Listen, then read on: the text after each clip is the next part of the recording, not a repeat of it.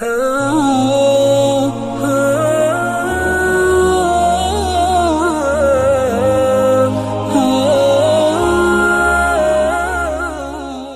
کے نیچے سبسکرائب کے بٹن پہ کلک کریں، بیل کے آئیکن پہ کلک کیجئے تاکہ ہر نئی ویڈیو کی نوٹیفیکیشن آپ کو ملے۔ اندلسی رحمۃ اللہ علیہ کا ان کا واقعہ سنا کر ختم کرتا ہوں۔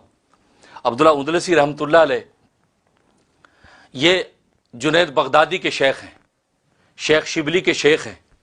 بڑا اونچا مقام اللہ تبارک و تعالیٰ ان کو عطا کیا تھا، علم و معرفت کا بہت بڑا کام۔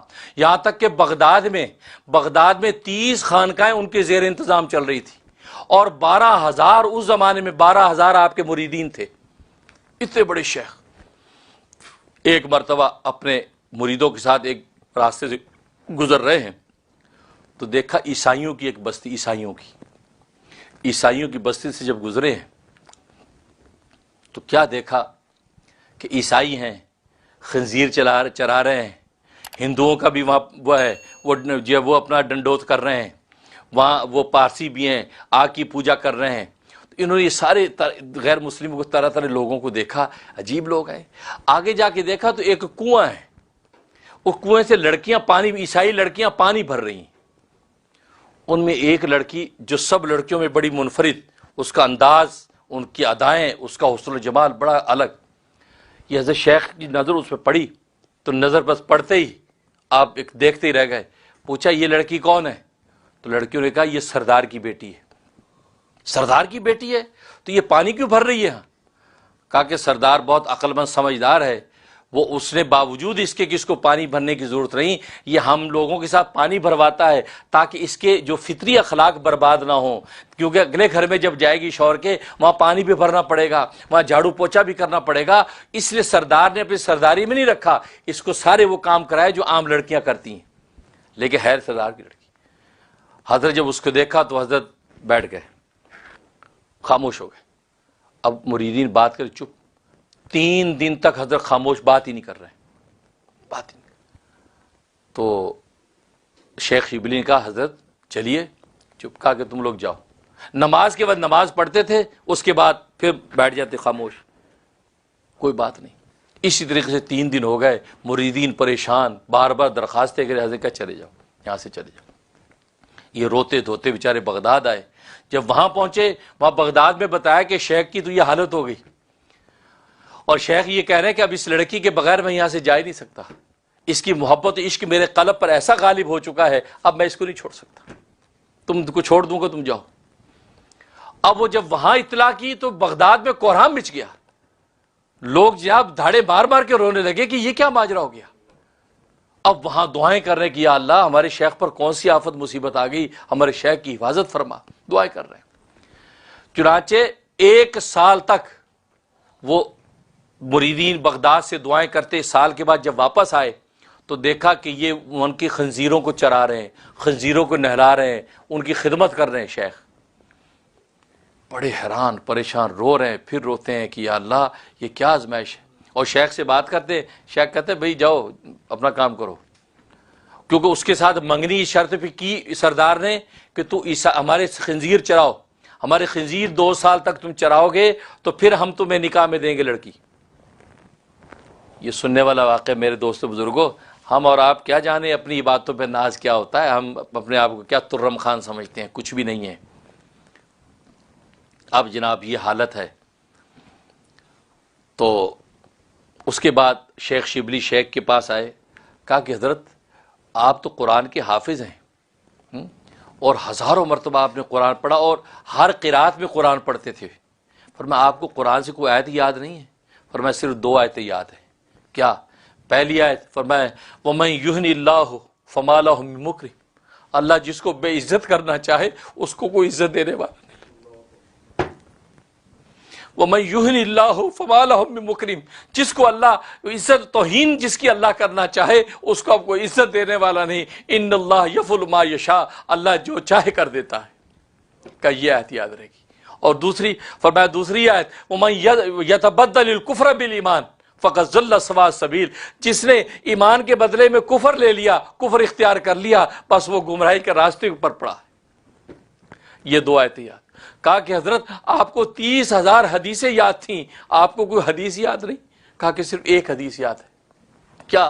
فرمایا من بدل دینہ فاقتلوہ، جو اپنے دین کو بدل دے اس کو قتل کر دو، جو اپنے دین کو بدل دے اس کو قتل کر دو. بھائی یہ حدیث یاد رہی اور مجھے کچھ یاد نہیں. بڑے پریشان ہوئے، دعائیں کر رہے. اس کے بعد کہا کہ حضرت یہ کیا ہو گیا ہے؟ کہا کہ بس تم لوگ جاؤ، کچھ پتہ نہیں، بس میں اللہ کی پکڑ میں آ گیا ہوں، آزمائش میں آ گیا ہوں. یہ باتیں ہو رہی ہیں. اب یہ دعائیں کر رہے ہیں، حضرت بھی رو رہے ہیں، یہ بھی رو رہے ہیں. اتنا روئے کہ زمین تر ہو گئی، آنسو زمین پہ بہنے لگ گئے. ہزاروں مریض بیٹھے رو رہے ہیں، حضرت بھی رو رہے ہیں. اور دعائیں کر یا اللہ توبہ قبول کر لے ہمارے شیخ کی توبہ قبول کر لے، کیا آزمائش آ گئی. اب یہ کرنے کے بعد یہ مایوس وہاں سے اٹھے، یہ سینکڑوں مرید وہاں سے اٹھے واپس بغداد جانے کے لیے. شیخ شبلی فرماتے ہیں ہم واپس آ رہے ہیں کہ سامنے عجیب نظارہ دیکھا کہ سامنے نہر میں سے حضرت نہانے کے بعد نہر سے نکل رہے ہیں. ہم سے سامنے نہر، اس نہر میں سے شیخ نکل رہے، شیخ اندلسی نکل رہے ہیں غسل کر کے. اور فرمایا کپڑا دو مجھے، میں نے نماز پڑھنی ہے. کپڑا دیا، نماز پڑھی اور نماز پڑھ کے فارغ ہوئے. ہماری کہ تو خوشی کا ٹھکانہ نہیں کہ یہ ایک دم کیا ماجرا ہوا. حضرت شیخ تو بالکل سب کچھ چھوڑ چھاڑ کے آ گئے. کہا کہ حضرت سب خیریت ہے، کیا ہوا؟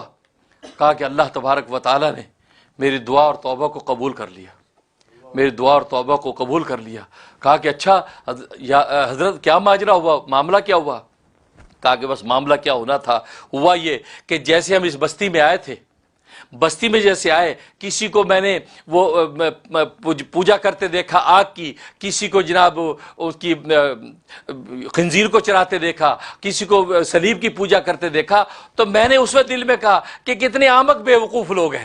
دیکھو مجھے ایمان و توحید حاصل ہے، ایمان و توحید پر میں خدا کی پوجا کرتا ہوں جو ساری کائنات کا خالق ہے. یہ دیکھو کیسے بے وقوف لوگ ہیں، کیا بے عقلی کی حرکتیں کر رہے ہیں. کہا کہ یہ میرے دل میں خیال آیا، خیال آتی مجھے ہاتف غیبی سے آواز آئی، ہاتف غیبی سے آواز آئی. کہا کہ تجھے اپنے توحید و ایمان پر اتنا مان ہے، تو یہ سمجھتا ہے کہ یہ توحید ایمان تو نے خود اپنے اختیار سے حاصل کیا، ہمارے فضل سے تجھے نہیں ملا. تو دیکھتے اب تیرے ساتھ ہم کیا کرتے ہیں، تجھے بتا کے چھوڑیں گے کہ ہماری عطا کیا ہوتی ہے، ہمارا سلب کیا ہوتا ہے. کہا اسی وقت مجھ پہ خوف طاری ہو گیا کہ لگتا ہے کہ بس اب اللہ کی میں پکڑ میں آ گیا ہوں، اللہ کوئی عجب میرا پسند نہیں آیا. اور آج تم صبح شام یہ باتیں کرتے ہیں، آج یہ پاگل ہے، یہ بے وقوف، یہ کھوتے ہیں.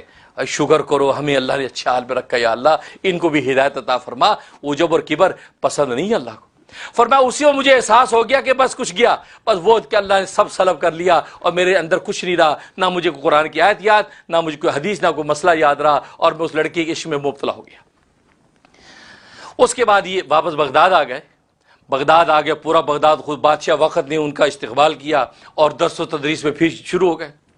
اب کچھ عرصہ گزرا تو عشاء کا وقت تھا، کوئی شخص آیا، ایک پردہ نشین خاتون کالے چادر کے اندر لپٹی ہوئی آئی. پوچھا کون؟ کہا کہ میں ایک خاتون ہوں، میں شیخ سے ملنا چاہتی ہوں، شیخ اندلسی سے. اچھا آئیے. وہ لڑکی اندر آئی. کون؟ وہی لڑکی، وہ عیسائی لڑکی. السلام علیکم شیخ. وعلیکم السلام. تم کیوں آئی ہو؟ کہا کہ حضرت جب سے آپ ہمیں چھوڑ کے آئے ہیں دن رات آپ کی جدائی و فرقت میں ایسے گزارا ہے جیسے انگاروں پر زندگی گزری ہے. اور ایک رات میں جب سوئی ہوں تو خواب میں نے ایک دیکھا، ایک شخص نے مجھے کہا کہ اگر تو مومنات میں شامل ہونا چاہتی ہے تو شیخ کا دین اختیار کر لے، شیخ کی اتباع کر اور شیخ اندلسی والا دین اختیار کر لے. تو میں نے کہا کہ اس کا دین کون سا ہے؟ اس شخص نے کہا اس کا دین دین اسلام ہے. میں نے کہا میں اسے کیسے حاصل کروں؟ کہا تو بغداد جا اس کے پاس اور اس کے ہاتھ پر جا کر بیعت اسلام کر، اسلام میں داخل ہو جا تو تجھے اللہ تبارک و تعالی مومنات میں شامل کر لیں گے. کہا کہ اچھا لیکن بغداد میں کہاں پہ، میں کیسے پہنچوں؟ تو شخص نے کہا کہ اپنا ہاتھ میرے ہاتھ میں دے. کہا کہ میرے آنکھ کھولی، میں کھڑی ایک شخص ہے، میں نے اس کے ہاتھ میں ہاتھ دیا. کہا کہ اپنی آنکھ بند کر. میں تھوڑی دیر چلے ہم، اس کے بعد کہا آنکھ کھول. میں نے آنکھ کھولی تو دجلہ کے کنارے پر کھڑی تھی اور سامنے یہ شیخ کا مدرسہ ہے. کہا کہ وہ شیخ کی درسگاہ ہے، اس حجرے پر چلی جا. اور جاتے کہا وہ شخص نے مجھے کہا کہ شیخ سے کہنا کہ آپ کا بھائی خضر سلام کہتا ہے. خضر علیہ السلام کہا کہ آپ کا بھائی خضر سلام کہتا ہے، شیخ کو سلام کہا کہ یوں میں آپ تک پہنچی ہوں. حضرت نے اس کو مسلمان کیا، مسلمان کر کے ساتھ والے کمرے میں اس کو ٹھہرا دیا. کہا کہ بس وہاں تو اللہ اللہ کر. کہتے کہ وہ اللہ اللہ میں، مجاہدات ریاضات میں، خدا کی محبت میں ایسی جل بھون گئی کہ چند مہینے میں ہڈیوں کا پنجر بن گئی، ہر وقت خدا کی یاد اور ذکر اذکار میں رہنے لگی، یہاں تک کہ وہ وقت آ گیا کہ جیسے مرنے والی۔ اس نے پیغام بھیجا کہ شیخ سے کہو، بس اس شیخ ملے نہیں اس دوران میں، اس کے پاس گئے ہی نہیں، اور اس کو مسلمان کر کے وہاں حجرے میں عبادت پہ لگا دیا۔ کہا کہ شیخ سے ایک نظر دیکھنا چاہتی ہوں کہ جس کے فیض سے مجھے سب ملا، اس کے چہرے انور کو ایک نظر دیکھ لوں، اس کو ذرا میرے پاس تو لاؤ۔ اب خدام نے بتایا، شیخ فوراً ہاں، کہا کہ بس میں آپ کا شکریہ کرنا چاہتی ہوں کہ آپ نے مجھے اس مقام میں جو ہدایت پر پہنچایا، اور آپ کی فیض سے میں یہاں پر پہنچی ہوں۔ تو جناب وہ یہ گفتگو کی اور اس کے بعد وہ خاموش ہو گئی۔ حضرت فرمایا کہ بھائی اب دنیا کے اندر تو ہماری ملاقات نہیں ہو سکتی، انشاءاللہ قریب ہم جنت میں اکٹھے ہوں گے۔ شیخ نے یہ بات کہی، بس تھوڑی دیر کے بعد اس کی روح پرواز کر گئی، وہ لڑکی فوت ہو گئی، اس کی تدفین کر دی۔ شیخ شبلی فرماتے ہیں اس کے چند دن کے بعد، اس سے زیادہ پھر شیخ زندہ نہیں رہے، چند دن کے بعد شیخ کا بھی انتقال ہو گیا، اور فرمایا شیخ کی بھی تدفین ہو گئی۔ تو شیخ شبلی فرماتے ہیں میں نے خواب میں دیکھا کہ جنت کے باغات ہیں، جنت کے نظارے ہیں، اور شیخ اندلسی کی اللہ تبارک و تعالی نے 70 حوروں کے ساتھ نکاح فرمایا، اور سب سے پہلے اس لڑکی کا نکاح شیخ کے ساتھ کیا۔ فرمایا شیخ نے کہا کہ میں اب خوش ہوں، اللہ تبارک و تعالی نے حلال اور جائز طریقے سے جنت کے اندر اللہ تبارک و تعالی نے مجھے یہ تحفہ عطا فرما دیا جو دنیا میں اللہ سے میں نے مانگا تھا، اور وہ میں عجب کیا تھا، اس عجب کی سزا اللہ تبارک و تعالی مجھے دی، لیکن جنت میں اللہ تبارک و تعالی مجھے نعمت عطا کر دی۔ میرے دوستو بزرگوں، کہنا مقصد یہ کہ عجب اور کبر اللہ کو گوارا نہیں ہے۔ اپنے آپ کو ہمیشہ مٹاتے رہو، مٹی ہوتے چلے جاؤ گے، دانہ خاک میں مل کر گلے گلزار ہوتا ہے۔ آپ جتنا اپنے آپ کو مٹاتے چلے جاؤ گے، اللہ تبارک و تعالی اتنا ہی تمہیں گل گلزار کرتا چلا جائے گا۔ اللہ سے دعا ہے کہ اللہ تبارک و تعالی عمل کرنے کی توفیق عطا فرمائے۔